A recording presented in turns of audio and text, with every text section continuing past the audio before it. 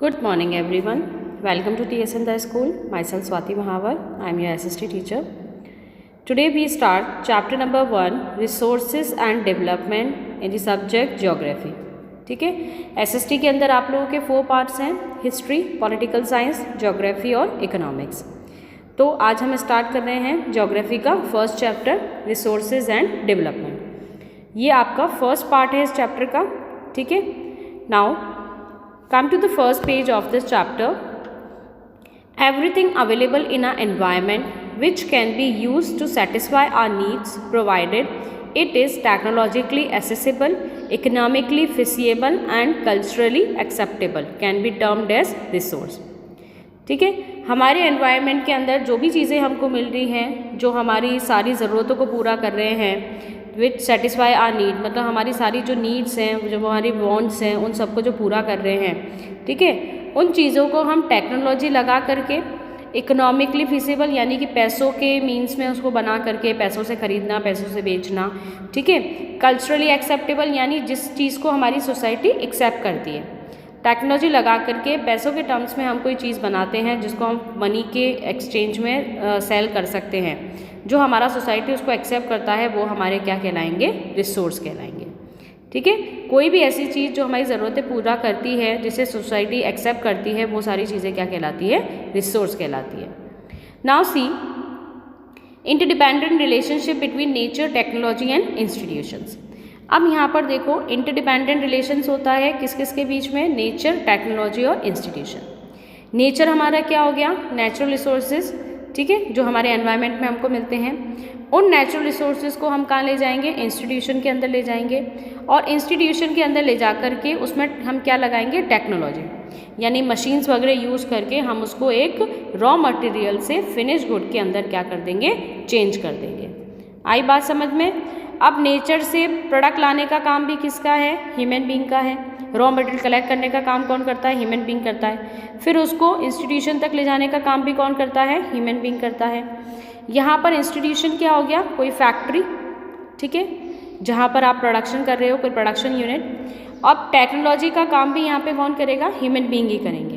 ठीक है, उसके ऊपर जो टेक्नोलॉजी लगाने का जो काम करता है वो भी ह्यूमन बीइंग करता है। तो सारी जितनी भी एक्टिविटीज़ होती है वो सारी एक्टिविटीज़ किसके ऊपर डिपेंड होती है, ह्यूमन बीइंग के ऊपर। समझ में आया आप लोगों को। Now see the process of transformation of things available in our environment involves an interactive relationship between nature, technology and institution. अब जो ये ट्रांसफॉर्मेशन का जो प्रोसेस है, इस ट्रांसफॉर्मेशन की प्रोसेस के अंदर क्या होता है, नेचर, टेक्नोलॉजी और इंस्टीट्यूशन, तीनों चीज़ों की हम बात कर रहे हैं कि कैसे नेचर से हम रॉ मटेरियल कलेक्ट करेंगे, उसके अंदर टेक्नोलॉजी यानी कोई मशीन वगैरह से उसको यूज़ करके एक इंस्टीट्यूशन के अंदर यानी फैक्ट्री वगैरह के अंदर हम उसको एक फिनिश गुड के अंदर चेंज करेंगे। Human beings interact with nature, human beings किससे इंटरेक्ट करते हैं, नेचर से, थ्रू टेक्नोलॉजी, टेक्नोलॉजी लगा करके, and create institutions to accelerate their economic development. Human being ने क्या किया, नेचर से पहले रॉ मटेरियल कलेक्ट किया, फिर उसके ऊपर उसने क्या लगाई, टेक्नोलॉजी लगाई, कोई मशीन्स वगैरह से उसको यूज़ करके क्या बना दिया, किसी इंस्टीट्यूशन यानी फैक्ट्री के अंदर जा कर के प्रोडक्शन बनाया, फिनिश गुड तैयार किया जिसको हम मार्केट के अंदर ले जा कर के सेल कर सकते हैं। इससे हमारे कंट्री का क्या होता है, इकोनॉमिक डेवलपमेंट होता है। आई बात समझ में।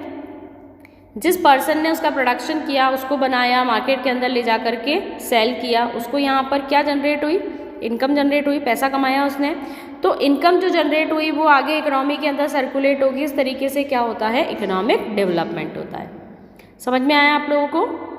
Now see do you think that resources are free gift of nature as is assume by many, they are not. क्या आपको ऐसे लगता है कि जो नेचर है, नेचर के अंदर जो नेचुरल रिसोर्सेज है, क्या ये फ्री गिफ्ट है? तो ऐसा नहीं है, ये हमारे लिए कोई फ्री गिफ्ट नहीं है। Resources are a function of human activity. आज जो रिसोर्सेज हमारे पास हैं, आगे टाइम तक हमारे पास रहेंगे, ये सारी चीज़ें किस पे डिपेंड होती है, ह्यूमन बीइंग के ऊपर डिपेंड होती है। अगर ह्यूमन बीइंग ऐसे करता है, अपनी एक्टिविटीज़ को बहुत अच्छे से लिमिट रखता है, तो रिसोर्सेज हमारे आने वाली जनरेशन भी काम में ले सकती है। लेकिन उसने अपनी ग्रीड के अकॉर्डिंग अगर नेचुरल रिसोर्सेज को आज ही पूरा उसने यूज़ कर लिया, तो आने वाली जनरेशन के लिए हमारे पास कुछ भी नहीं रहेगा। Human beings themselves are essential component of resources. अब जो ह्यूमन बींग्स है वो खुद भी क्या है, रिसोर्सेज के लिए क्या है, एसेंशियल कंपोनेंट है। जब तक ह्यूमन बींग नहीं होंगे, जब तक रिसोर्सेज को कोई यूज़ नहीं कर सकता, उनको संभाल के रखना, उनको वापस से बनाना करना, उनका ध्यान रखना, मेंटेन करके रखना, ठीक है, जो चीज़ उसको चाहिए वो प्रोवाइड कराना, हमारी जो एनवायरनमेंट है उसको, ये सारा काम किसका होता है, ह्यूमन बींग्स का होता है। They transform material available in a environment into resource and use them. जो भी मटेरियल हमारे एनवायरनमेंट के अंदर अवेलेबल हैं, जो भी रिसोर्सेज हमारे पास है, उसको यूज़ भी कौन करता है, ह्यूमन बींग ही करता है। उसको यूज़फुल बनाने का काम भी कौन करता है, ह्यूमन बींग ही करता है। These resources can be classified on the following veg. अब जो रिसोर्सेज हमारे एनवायरनमेंट के अंदर अवेलेबल हैं उनको 4 पार्ट्स के अंदर यहाँ पे डिवाइड किया गया है। Number 1, on the basis of origin. Origin के बिहाफ पे रिसोर्सेज 2 पार्ट्स में डिवाइड है, बायोटिक एंड एबायोटिक। मतलब किस तरीके से वो ओरिजिनेट हुए हैं, कहाँ से उनकी पैदाइश हुई है, तो उसके ऊपर 2 पार्ट हैं इसके, बायोटिक एंड एबायोटिक।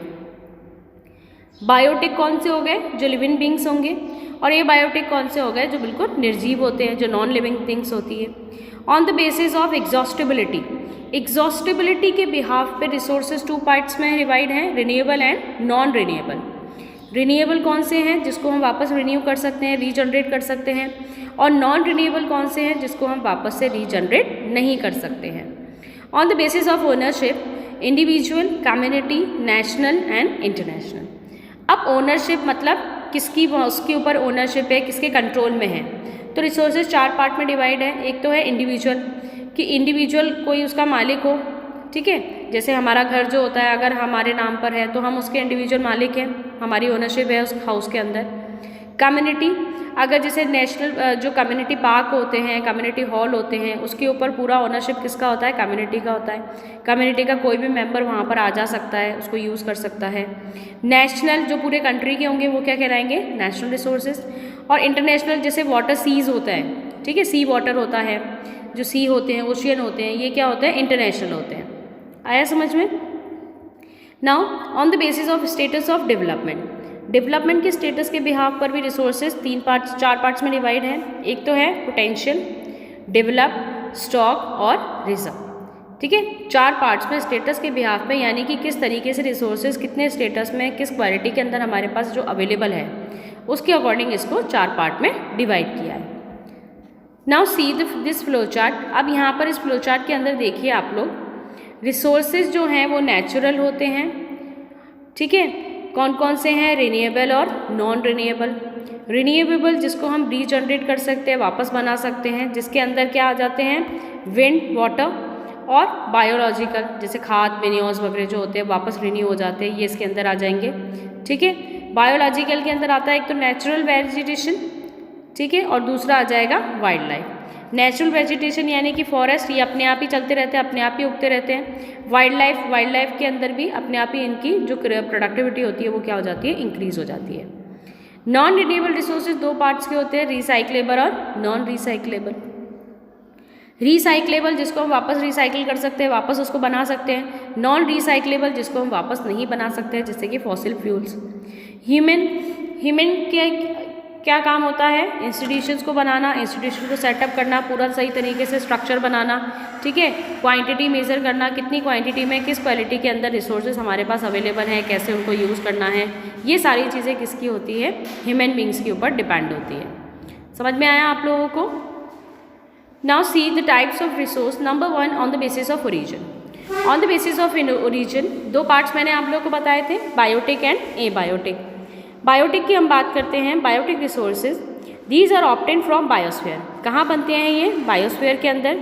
बायोस्फीयर क्या है, जहाँ पर लाइफ पॉसिबल है, and have life such as human beings, flora, fauna, fisheries, livestock etcetera, ठीक है। बायोटिक रिसोर्सेज के अंदर क्या आती है, ह्यूमन बींग्स आ जाते हैं, ठीक है। ह्यूमन बींग क्या है, लाइव है, ठीक है।